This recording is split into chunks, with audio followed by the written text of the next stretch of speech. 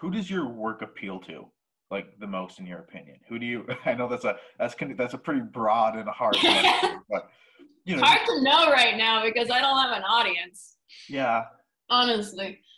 Is there anyone you wish it to appeal to? Is there anyone you hope to really inspire, or just, I don't know if I'm trying to find the word for it, but just enjoy your work? Is anyone you'd like that? It's okay if you don't have to answer. Because when I write my music and when I make art, I'm not trying to cater it to any specific like age group or type of person, you know? Mm-hmm. It's just like, this is what I'm offering you. Now it's your turn to like maybe feel something. And if I make them maybe feel something, then I've won. I have succeeded in my job, you know? Yeah. Because last term, this is a little bit of a tangent, but that's fine. Yeah. Last term, I was doing a research project for my audio technology recording class about Apple Music. So we were focusing on like Apple Music playlists, and the gist of it was, should the musicians creating their music be catering to getting on the playlists so that their music gets played enough so that they actually make some revenue? Or is it the other way around, like the musicians should just play whatever they make and then it's the algorithm's job to like find the music? And it's kind of an interesting concept, right? Because from the artist standpoint, you just want to make what is authentically what you want to produce and not cater to any group. So that's kind of how I see it. It's just like, if you hate it, I made you feel something. So success. Yeah. Well, you know, that's a good way to do it, to just be proud enough to just, you know, just do what you want to do, right? That's actually really nice. Any kind of thing that curate. By the way, do you write music at all, or are you more of a just a I don't know what the word for that is. Just a performer? Yes, that's the word. Performer versus composer? Yeah. I have written music. I've arranged a lot of music. Mm-hmm. I took some traditional Jewish Hanukkah songs, and I arranged them for high school level string orchestra. Mm-hmm. Because I'm a music educator. So I was like, okay, schools always have Christmas music for their orchestras. Mm-hmm. There aren't only kids that celebrate Christmas in orchestras. Let's do something else. That, by the way, I really liked. I was listening to Spotify. I really liked November. That was a really well done one. Thank you. I wrote that one for my brother. Does fine arts. He's actually also finishing his master's this term at University of Washington. Okay. And he's like, I want to make a video. Can you make a soundtrack for it? And he's obsessed with the Dies Irae, which is the that melody. Mm-hmm. And so I took that and just like developed it. So along with my playing, I also dabble in composition and that's cool. recording and stuff. So do you hope to kind of do that with like movies and TV shows more, or like just any kind of?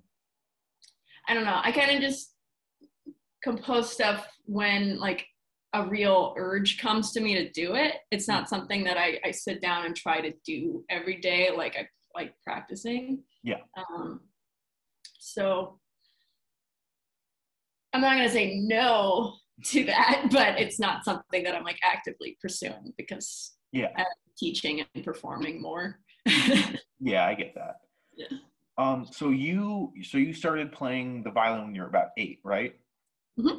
And that was your first instrument that you started to learn? If you don't include kitchen pots and pans, yes. That was my real like instrument that I took lessons on, because I also like I grew up with having like a small keyboard that I would figure stuff out on, but I never had official piano lessons or anything. Mm-hmm. So I was always like, when I was growing up, experimenting with sounds. Mm-hmm. And I had a good ear growing up. So I was often like, I'd hear music and then I'd try to figure out the chords and stuff on the piano, and I'd sing to myself and stuff like that. So when did you know it was gonna, like, it was your passion? When did you know that you loved it? Well, I started getting like serious about it when I was about 16 years old. Okay. I went to my first music festival. It was Maristone Music Festival at Western Washington University. And I was a junior in high school. And I just like seeing all the kids my age that were so good. Mm-hmm. Like, because they'd been through like Seattle Youth Orchestras and they had better teachers. And I just saw that people my age could be that good. I'm like, what have I been doing? So I got a new teacher. I got a new instrument. And then I decided, like, when it came to be my senior year of high school, I was like, okay, well, I'm passionate about environmental science and marine biology, and I'm also passionate about music and education. Completely different things, but I ended up deciding to go to school for music. I did my undergrad in music education. And I actually, because I like teaching and I liked teaching music, but the heart of it was I really wanted to learn conducting. Because that's another thing that I do.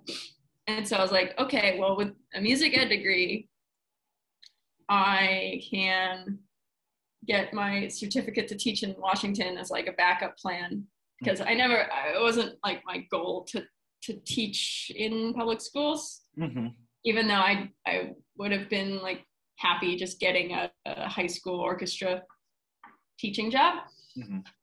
But like through that is how I learned conducting and how I pursued violin like I was a performance major. Even though I didn't have to do my recitals, I still did junior and senior recitals. So yeah. And then when I finished my undergrad, I decided, well, I was pondering doing my master's in conducting, orchestral conducting. And then as I was like soul searching for like doing applications and stuff, I ended up deciding, I really want to pursue violin more, because I just feel so much more connected to the music when I play with my violin. So yeah, I ended up auditioning on violin for my master's instead. But I still conduct. I've done, all the like performances of conducting that I've done besides when I was student teaching have been new music. So I like working with composers, living composers, and like getting their works out there. So I just conducted one of my friend's master's thesis pieces. And I did the same thing for another one of my friends last year. So each of those were like 18, 20 minutes long. Yeah, so I just juggle everything, I guess. Makes it hard for me to write a succinct bio because I don't really know which direction to put it in, but have fun with that. Yeah, it's fine. It's you're like a what are they called? They're a type of knife. You know what I'm talking about? Swiss Army knife? You're like a Swiss Army knife, right? I always think of like you're like the Greek god Apollo. You just got a little bit of emphasis, right? I love it. You talked about you like a lot more original, like more recent music, right? Compared to like like more classics, right? Sometimes. It's not that I like them more. It's part of, it's just like another part of what I do. So for my, it's not just new music either. It's like new music, but also underrepresented composers and pieces, like pieces that have kind of fallen through the cracks, especially with like, because of the Holocaust, there's a lot of artists and musicians that were interned, that were killed, you know, that their works just haven't been published or shared because Hitler banned publication and performances. Like, so on my recent recital, I don't know, you probably won't know these composers if you're not a musician, but I did like a Bach partita, and then I did Saint-Saëns third violin concerto, and then my last composer was, his name is Hans Gall. Yeah, he's from Vienna. But he, because of the Holocaust, eventually had to escape to the UK. And then in 1940, he was interned in the UK for a couple, like 4 months or something. But yeah, he lived a very long and very productive musical life, and not a lot of people know about him. So I had his sonata in D for violin and piano on my program. And so I just want to continue my work in like promoting him. But anyway, so your original question was about like my new music. It's mostly just promoting music that hasn't been shared, because we've all heard Beethoven, we've all heard Mozart, we've all heard like, you know, Bach. And so it's like, okay, what else is there that's quality that isn't being shared? So right now I'm currently working on, I commissioned a solo violin work from my friend. She just graduated from Western with her undergrad in composition. So I've been working on her piece. It's about 5 minutes long. So, you know, it's just getting more music out there. That's really cool. That's a great thing. I'm definitely going to write about that you're doing that, because I don't know a lot of people that are doing that. I think that's really cool. You talked a little bit about like how much you've evolved. Like, how has your work changed over the course of the past few years since you've been in Victoria, etc.?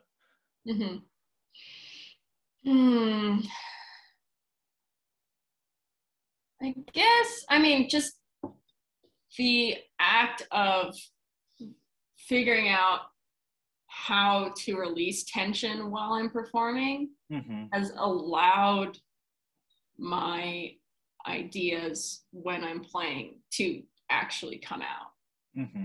And before, sometimes I used to have frequent performance injuries just because I was holding so much tension. And since coming here and learning from Anne, it's like I've changed the way that I practice so that it's all about just discovery instead of, oh, I need to get these notes and I need to get these bowings. And it's just it's changed the way that I approach learning. Learning anything, really. It's like, okay, this is my authentic self. Now, how do I express what I want these black notes on the page to sound like, and not sound like they're just coming off of a sheet of paper? Yeah. So do you like conducting more or violin more? Just to kind of... I like them for different reasons, but for the most part, I like violin more. Oh. I'm an extrovert. Yeah. Well, I guess I'm an ambivert, but whatever. I just like conducting is much more alone. It's a much more solitary profession. Because when people think of a conductor, they think of the conductor with the performances and the rehearsals. But there's so much not, when you're not doing that, like score study and your research, it's very solitary. And like, even when you're in front of the group, the conductor is still kind of seen as an other, like you're a high and mighty person that you're not very approachable, I guess. I mean, that's an old stereotype, but yeah, I'm trying to break every time but at the same time, there's kind of a level of disconnect. film between you and the musicians. Yeah. You know? And so I enjoy being amongst everyone instead of having like that kind of block. Yeah, right. You feel like you're kind of in like a position of power. You feel like you're more of like the manager than like Yeah. the crew. Yeah. Yeah. So Like, has anything in your life like affected how you play, how you create, right? Has it changed? Has it like inspired something? Has it, you know? the short answer is yes. I mean, everyone has traumatic experiences in their past, and Unwelcome was actually a piece my friend did write for me. And when I performed it, it was like a release of all of that. So it was just, it's definitely, I won't go into the details, but it's definitely has influenced what I do. Do you have any approaches or processes that you feel makes you different from other violinists or any kind of musicians?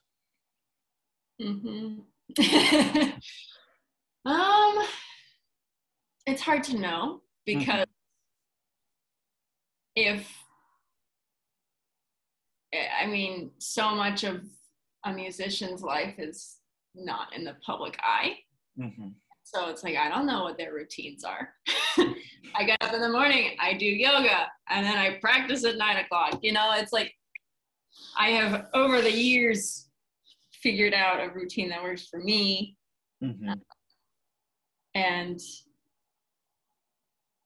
I think every musician's different. For me, I need a healthy balance of, well, one, not practicing 8 hours a day. That's unhealthy. I think 5 tops. But I really I need to balance my playing with real life, because otherwise I have nothing to inform my playing. So I usually, I always do yoga in the morning just so that my body functions. Just because playing so much, you wake up every morning, you're kind of sore. So, and I just try to, as much as I can, balance mental health as well as how much I'm playing. And when I'm practicing, knowing that practicing doesn't always mean playing. Like, I watch a lot of like virtuoso players just to learn. And I don't know, since my official schooling is kind of coming to a close, I've been doing a lot more of finding ways to learn for free on the internet. And YouTube has so much. You don't go down the weird rabbit holes. But there's just like so many performances you can watch and so many documentaries you can watch. Oh my God, I've learned so much for, like, when I was preparing for my defense, learned so much through just documentaries that I found about like the time periods and stuff. And I think just recognizing how much knowledge is out there that you don't have to pay for or go to school for, it's really important. I have all this free time now. And so it's like, okay, I have to be really self-disciplined if I'm actually going to get anything done, or else I'm just going to watch New Girl all day. So, I can't compare what I do to other people. And honestly, it's probably not good to do that because everyone is so different in the way that they work. I will say, and I came to this realization actually yesterday after my discussion with Gal's daughter, and like just my own thoughts about how our industry has basically gone online and how counter that is to what our industry should be. And so I just like I'm really hoping, this is my hope, that with the decline of COVID being a thing, that there will be this surge of live music. Mm-hmm. Will finally actually appreciate it, because there's just, I don't like learning online. There's been a huge push for music teachers to like create these video courses that they sell on like Skillshare and stuff like that, or free YouTube videos. And I like that it's like easily accessible for people, but I really don't want our whole culture to just move everything online and have like a huge online presence, because there's so much noise, and that really blocks like any creative process. And so for me lately, I've actually been wanting to move like really away from online. Mm-hmm. And because I was pondering doing the whole video course thing too. I'm like, I can reach more people this way, blah, blah, blah. And I'm like, but like me as a person, I like live working with humans. Mm-hmm. That's just like my jam. That's how I function. And I really hate talking to a camera. Not like this, but you know. Yeah, I know exactly what we're talking about. It's perfectly fine. Nobody on the other side of the camera. Because like every time you watch a YouTuber who's talking to themselves, and it's really funny to kind of put it that way. You're like, they think they're talking to you, but they're really just talking to themselves. Yeah. So I just find the whole thing comical. Mm-hmm. And but yeah, so part of me for a while was like, oh, I need to make a bigger, like, the only social media I really have is Instagram. Mm-hmm. And I've made it private now. Well, I had it private initially, and then I had it public for a little while, and I'm just like, why? And then I made it private again, because I was just like, I don't want to, it's like, where do I want to spend my energy? Mm-hmm. Do I want to spend it practicing and getting better so that I can do more live stuff? Or do I want to try to make a following and like, yeah, sorry. Like, so it's such a weird culture, and like monetizing social media is such a weird concept. Yeah. I love being able to say all this stuff. It feels great. That helps. Yeah, I'm of the opinion, I think everything's going to slow. I think everything will become much more online as the years go on. I think we're just in that thing.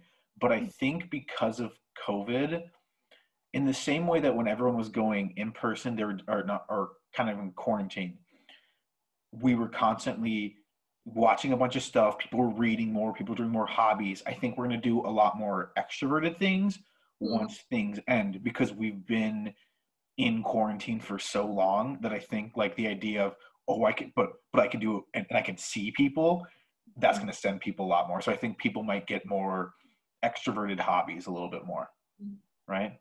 Yeah, I'm hoping more people go to concerts too. Oh, I think there are going to be so many concerts now. So many like concerts, movies, bars, anything that you can hang out with people and do stuff, they're going to do it like instantly. It's going to be great, right? Once like, yeah. Yeah, and I just think we need to get more creative with how we do live music. Mm-hmm. Because especially with classical music, it's always been kind of a high and mighty, expensive concert tickets, rich white people that are kind of old, you know? Yeah. And they're, I think, in these fancy venues, and obviously those venues are amazing, and I'm not knocking them in any way.